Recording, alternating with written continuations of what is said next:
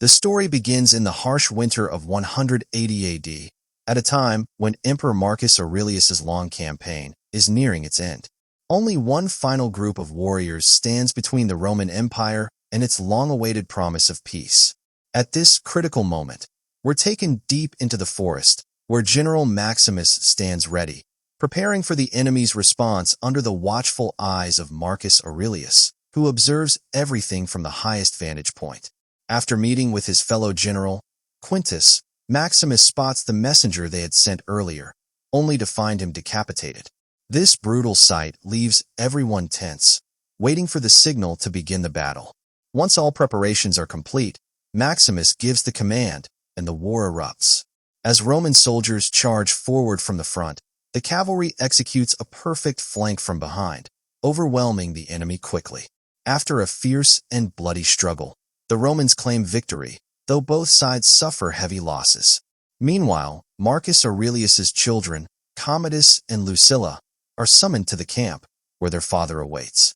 Neither of them knows what message they are about to receive, though Commodus confidently assumes his father will name him the next emperor. When they arrive, Commodus learns that Marcus Aurelius is still on the battlefield and immediately rides there. At the scene, Caesar praises Maximus for his victory, and the general humbly listens, asking only for permission to return home.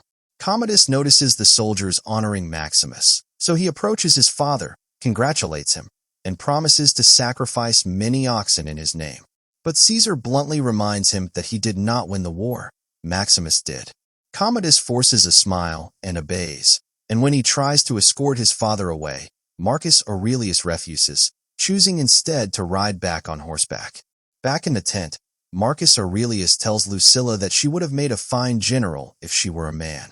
He reminds her that her brother will need her support. The next day, Caesar summons Maximus. The weary emperor hints that his time is short and expresses his desire to be remembered as a good ruler.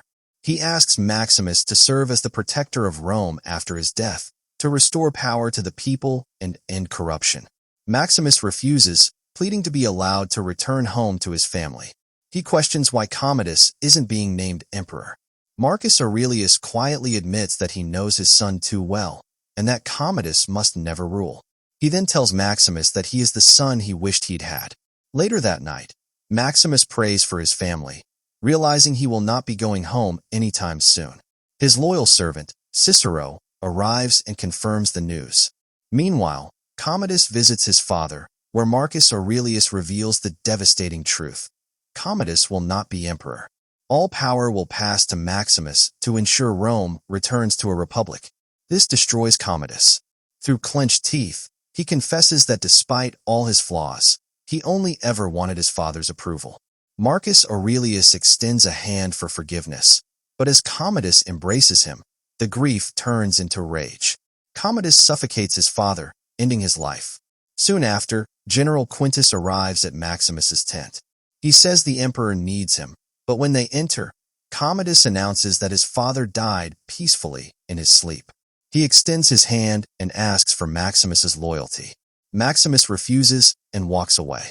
Lucilla confronts Commodus, and after being struck by him, she reluctantly accepts him as the new Caesar. Maximus dons his armor and orders Cicero to gather 2 companions. But Quintus returns, and, despite Maximus's insistence that the emperor was murdered, Quintus orders his arrest. Realizing the betrayal, Maximus pleads with him to look after his family. Quintus coldly replies that they will meet in eternity. At dawn, soldiers drag Maximus to his execution site and order him to kneel. He asks to die with honor. As the executioner raises his blade, Maximus seizes the moment, fighting back and killing all the soldiers. Exhausted, he travels across the land, praying for his family's safety. Meanwhile, back home, a group of horsemen arrives and brutally attacks his family. When Maximus finally reaches his home, he finds the lifeless bodies of his wife and child at the entrance. Devastated, he buries them and collapses beside their graves. Hours later, a group of men finds him and loads him onto a cart with a caravan of merchants and slaves. One of them, Juba, tends to Maximus's wound with antiseptic and urges him to hold on. After several days, the caravan arrives at a Roman province. where a merchant searches for a man named Proximo to sell the new slaves. When Proximo sees Maximus, he notices the Legion tattoo on his arm, marking him as a deserter. Later, Proximo announces that he will train them as gladiators. When Maximus refuses to fight, his companion Juan punches him to force him into line. They're all taken to a small camp, where Proximo tells them that if they kill, the crowd will love them, but in the end, everyone dies. The gates open, the arena fills with blood, and only a few survive: Maximus, Juba, and a handful of others. Meanwhile in Rome, the new emperor arrives, welcomed by senators including Gracchus, who openly doubts Commodus's leadership. During their meeting, Gracchus points out numerous issues plaguing the city, but Commodus silences him, claiming he understands his people better because he knows how they live. Gracchus challenges him, asking if he has ever embraced a leper. Furious, Commodus is defused by Lucilla, who takes Gracchus's list and assures him that her brother will address the matters. Later, Lucilla speaks privately with Commodus. He despises the Senate because the people seem to trust them more than him. He complains that their father fought wars and was beloved for it. Lucilla replies that the people love victories, even ones they never fought for, because they want Rome to remain great. This pushes Commodus to study the model of the Colosseum.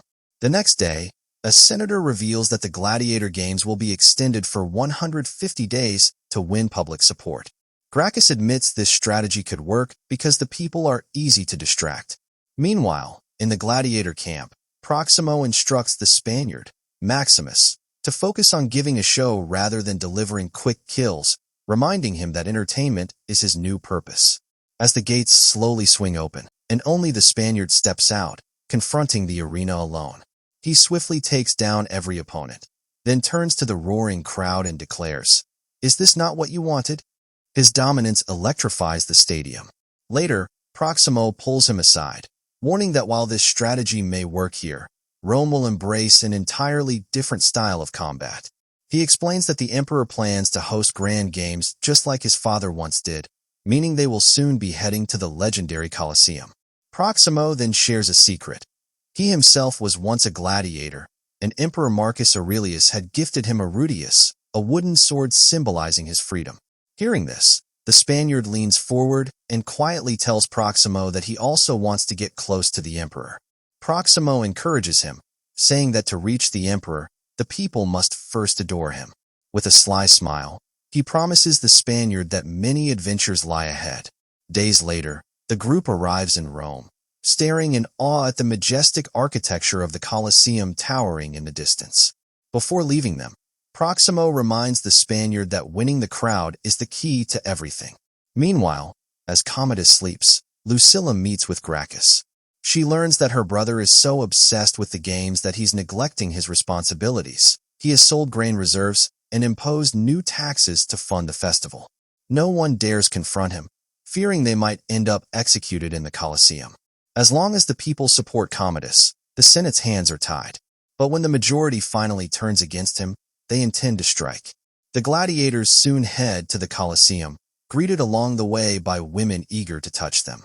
Proximo hears that the emperor wants his gladiators killed in the upcoming games, so he demands extra payment from Cassius, claiming this wasn't their agreement. Cassius casually tells him to walk away if he doesn't like the terms. Moments later, as the gladiators wait in the corridors, young Lucius approaches the Spaniard.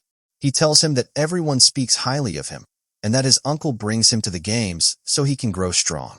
Soon, the gladiators arm themselves. The commander reminds them that once they enter the arena, they must greet the emperor and never turn their backs on him, wishing them what he calls an honorable death. The gladiators march out, forming a line before the emperor.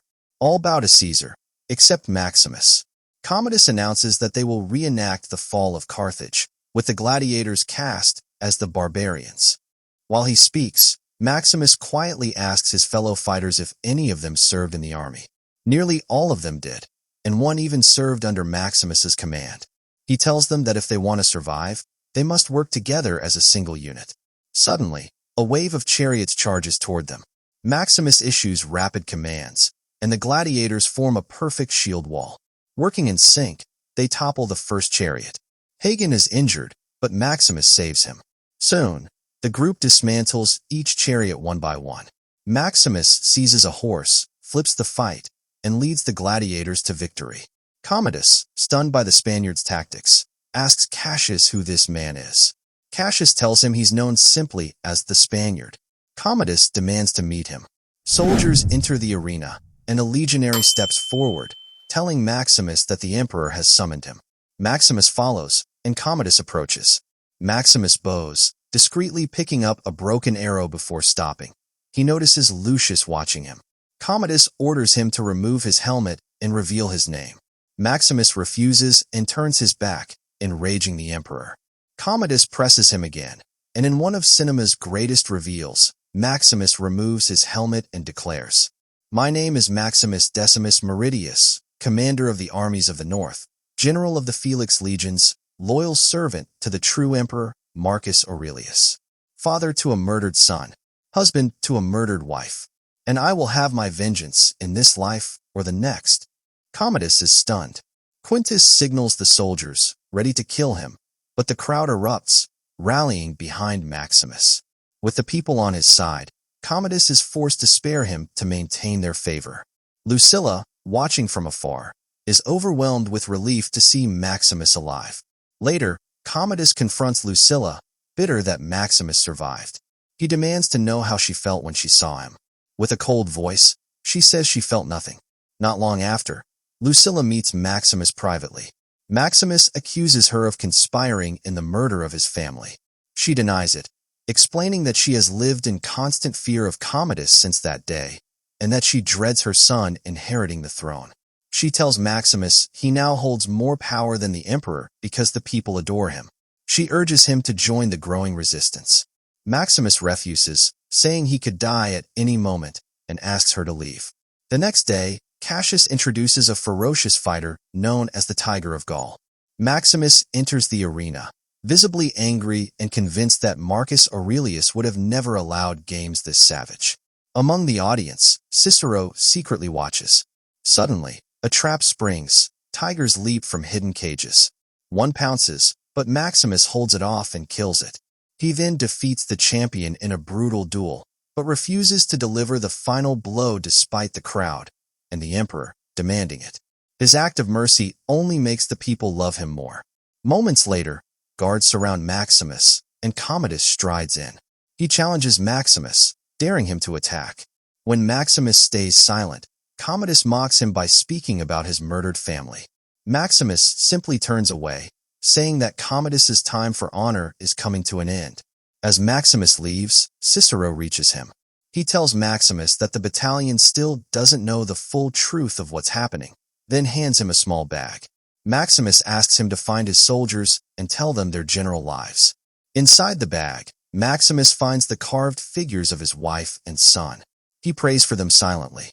The next day, Commodus grows increasingly unstable. He sees how deeply the people support Maximus, and realizes killing him would only turn him into a martyr. Commodus also becomes suspicious of the Senate's sudden obedience, believing they are plotting something. He orders Falco to spy on every senator. Days later, Cicero returns with word that Maximus's soldiers are ready to fight for him. Maximus sends a message to Lucilla, agreeing to meet with the senator. That night, Maximus meets Lucilla and Gracchus. Maximus now trusts Gracchus and asks for his help escaping Rome so he can reunite with his soldiers and return to fight. Gracchus hesitates, warning that bringing soldiers into the city after a century could risk a new dictatorship. Maximus assures him that once their mission is complete, he will leave those soldiers to guard the Senate, honoring Marcus Aurelius's vision.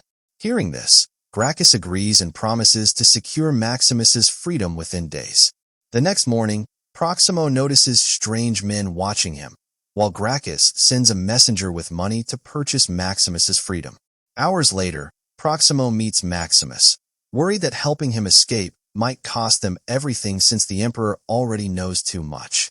But Maximus reassures him, promising he will repay him upon his return, asking him to trust him one last time.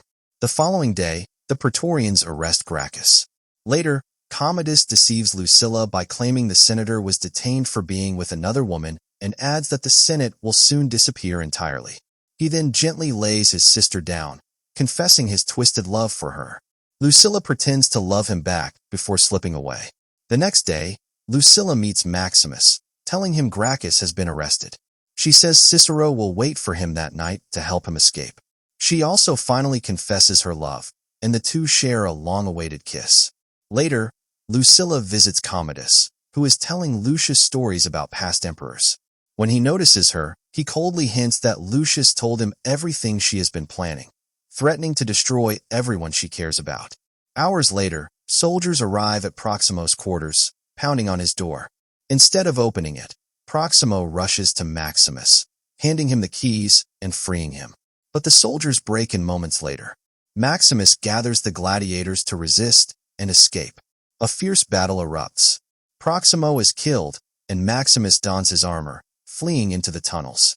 During the fight, his loyal friend Hagen is also killed, but Maximus manages to push forward and reach the exterior, only to see Cicero hanging from a rope, tied up and left as bait.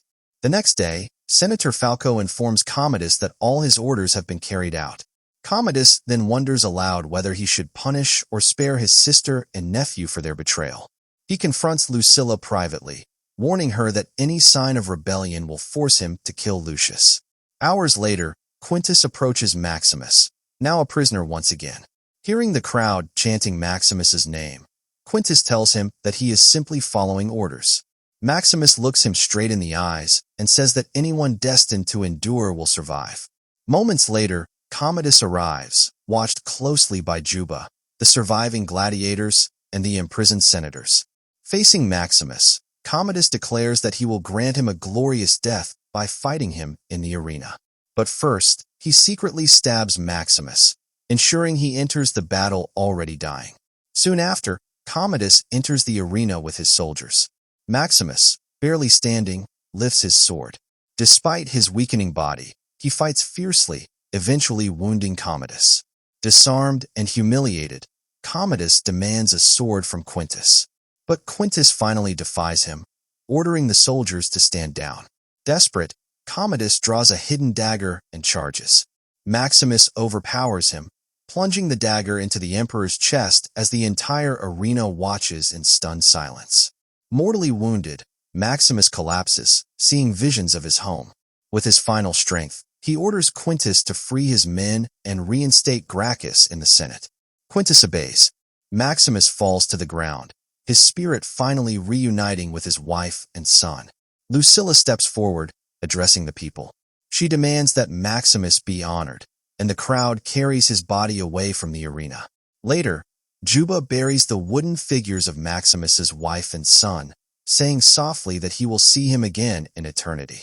And that was Gladiator. With this, the story comes to an end. Subscribe and stay tuned for more story explanations. Thanks for watching.